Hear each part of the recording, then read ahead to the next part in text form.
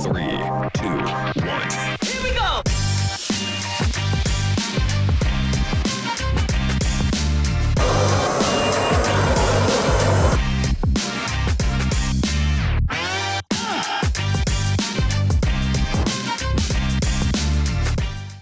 What's up, guys? I thought this, as I started editing this video tonight, I kind of realized that it needs a little bit of explanation. It probably needs broken up into 2 videos.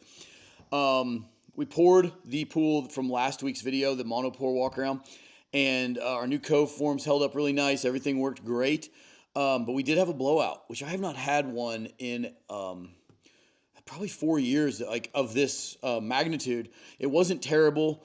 But it did require us to probably shovel half a yard, 3/4 of a yard of concrete out of the way to fix what happened. It wasn't actually the ICF that blew out. It was a plywood form bench that was braced and wired to the ICF, to the Nudura 1 plywood panel.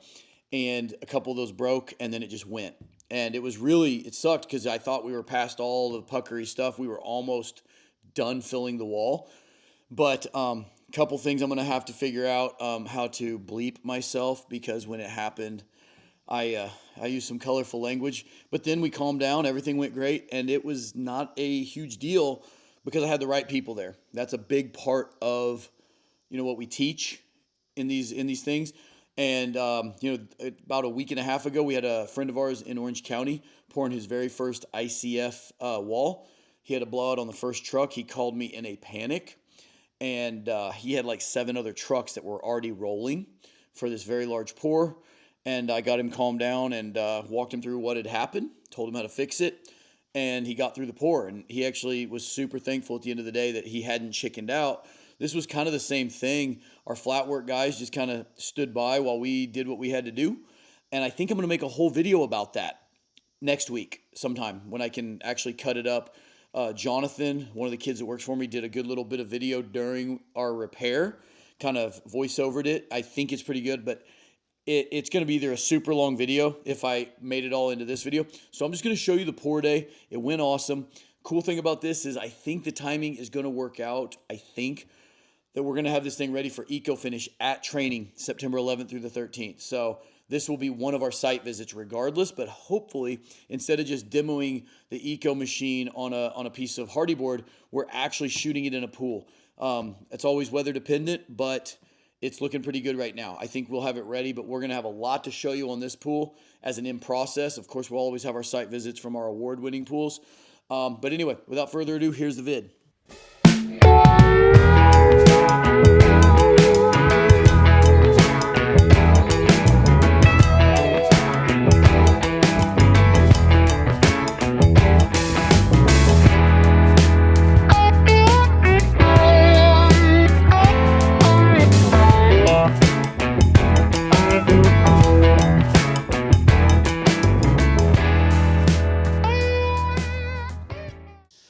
All right, guys, it is Wednesday evening, about 6 p.m. So we are about 12 hours away from our pour. I'm going to give you a quick walk around because it's going to get so hectic in the morning that I have no idea when I'll be able to shoot. I'm hoping to be able to shoot a bunch, but my Amish have been off a lot this year, and especially a lot lately. So they haven't worked here at all this week, so I'm a little more nervous than I would be because they are very, very good at these monopours. And but I've got a really good crew coming in to help. So Marcus Winstead and his dudes are coming in. It's going to be really good. You can see all the kickers the boys put in. Those are all just there while we're pouring the walls. It's these walls here are all straight ICF. They don't need any bracing. But over here, this bench is free floating form. It's going to want to push out here really, really hard. So we have a tie wire tying it back to the ICF. You can see that right down here. You can see it running right there. We have that stitching it, and then we have all these kickers just kind of holding everything perfectly straight. But we're gonna pour a 4,000 PSI mix we're bringing it out at a 3 slump, and then we're gonna plasticize it to like a 5, 5.5, so we can get it creamed up and get it vibrated into the walls. We obviously always pour the walls first. You can see now that last week I showed you those coves our styrofoam form goes all the way around. So it's gonna make that nice rolled cove. And we're gonna deal with all of that first thing. You also see Joey and me had talked about putting these sweet new legs in a piece of PVC pipe.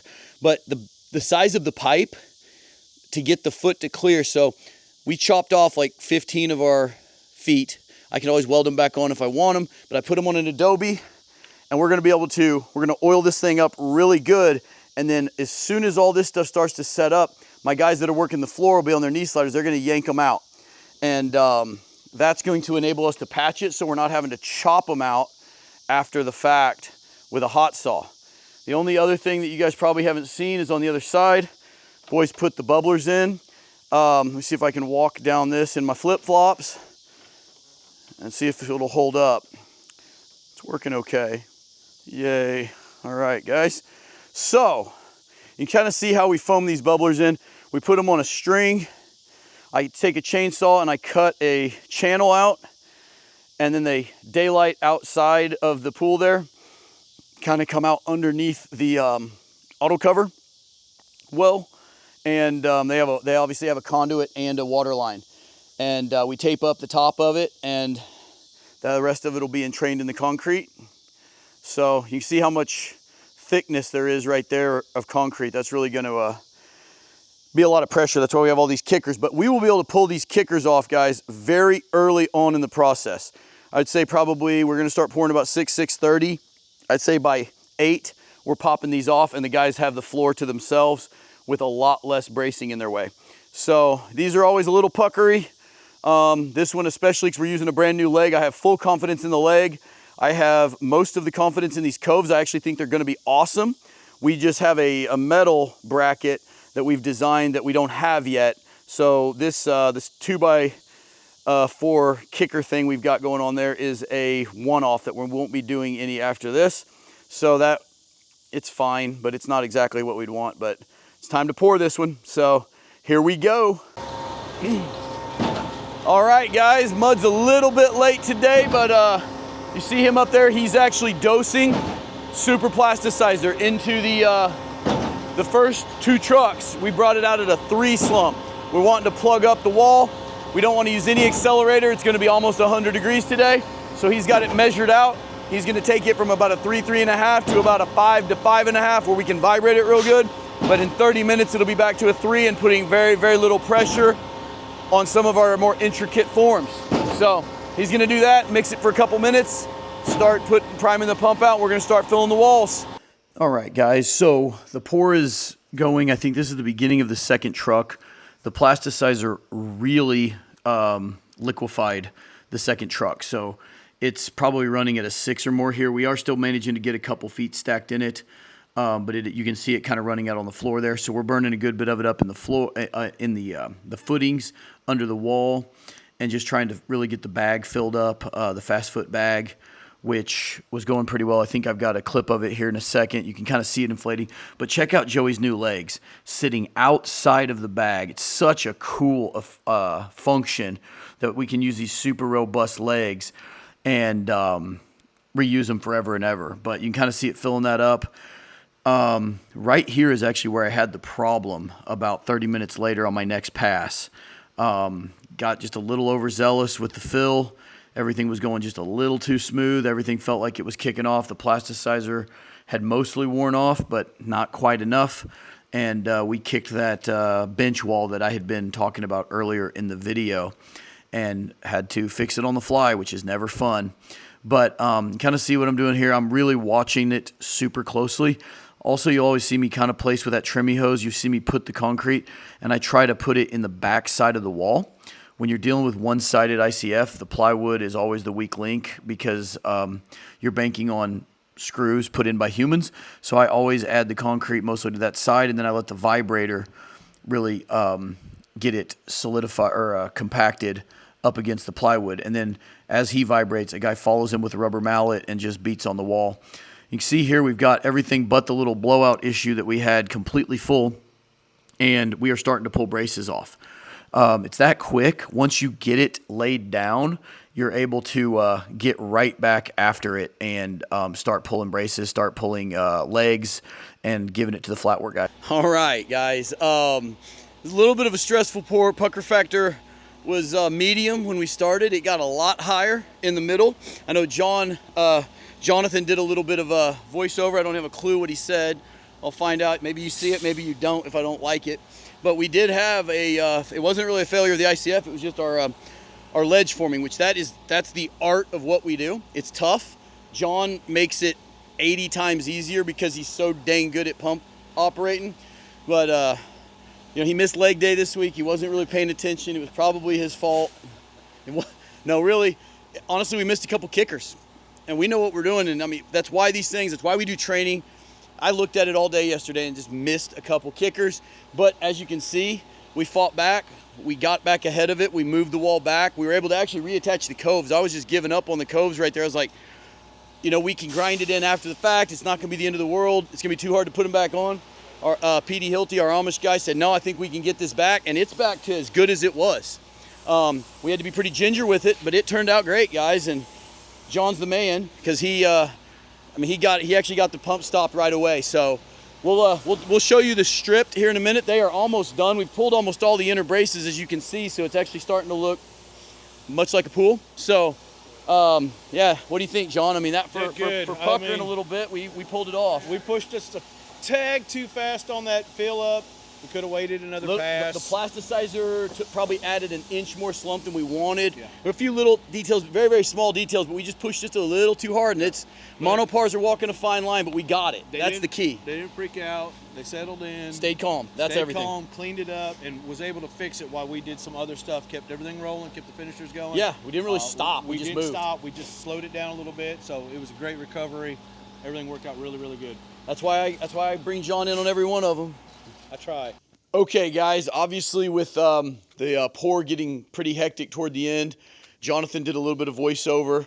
I haven't even gotten into the editing yet to know exactly how it turned out, but had a little hiccup, but everybody stayed calm, got to work, and it really turned out pretty good. Can't really complain about it at all.